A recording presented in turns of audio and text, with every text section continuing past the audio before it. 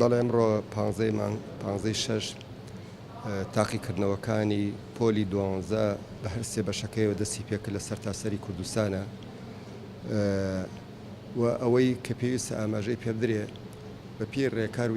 ڕێنمایەکانی وەزارەتی پەروەردەکە گەیشتووە سەرجەم هۆڵەکانی تاقیکردنەوە دابەشکراون بەسەر 175 خۆڵی تاقیکردنەوە کە 12326 قوتابی بەشداری تیاکە خوێندکار بەشداری لە پۆلی 12کە.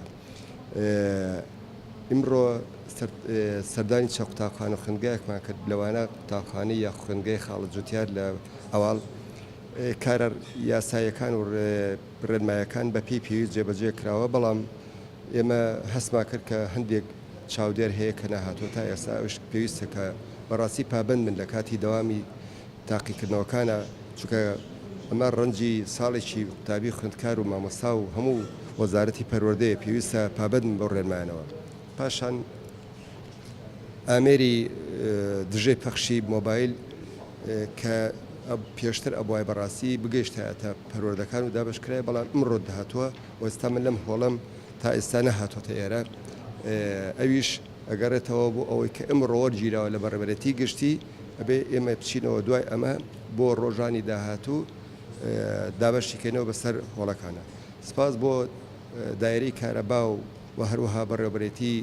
پۆلیسی سلێمانی کە بە ئەرچی سەرشانی خۆیان هەڵساون و هەماهەنگی و هاوکاری ئێمەیان کردووە لە دابینکردنی پۆلیس هەروەها وزەی کارەبا کە بڕۆ خۆشبەختانە لە قوتابخانەی کە لە شوێنێکی ئەوایە دووریشایە، بەڵام کارەبا هەیە و شوێنەکە گونجاو دابینکراوە. هەستیشم کرد لەم خوێندرگایە کە ڕێژەی بەشداریکردنی قوتابیانی خوێندکارانی دەرەچی بە تایبەتی کەمترە، کە ئەم هەموو ڕنج و ماندووبوونەی وەزارەت و پەروەردە و ئەمانەکەوێتە گەڕ بۆ خزمەتکردن، بەڵام بەداخەوە زۆر لەوانە بەشداری ناکەن. ئەمە یەکێکە لە گرفتەکان بەڕاستی لە داهاتوو وەزارەتی پەروەردە پێویستە چاوخشانەوە بکەیتەوە بە جۆری شێوەی داخلکردنی ئەو قوتابی خوێندکارانە، چونکە ناکرێت ئێمە ساڵێکی لاک بین بەدەستیانەوە، بەڵام لەگەڵەوە شەوان بەبێ بیان و بەشداری ناکەن. داواکارین لە مامۆستایانی بەڕێز پابەت بن و هەروەها ئەو کەم و کوورانیش کە هەبێت بە هەموو لایەکمان چارەسەریکەین و سپاس بۆ بەڕێزیشتان کە ئامادە بن بڕۆن.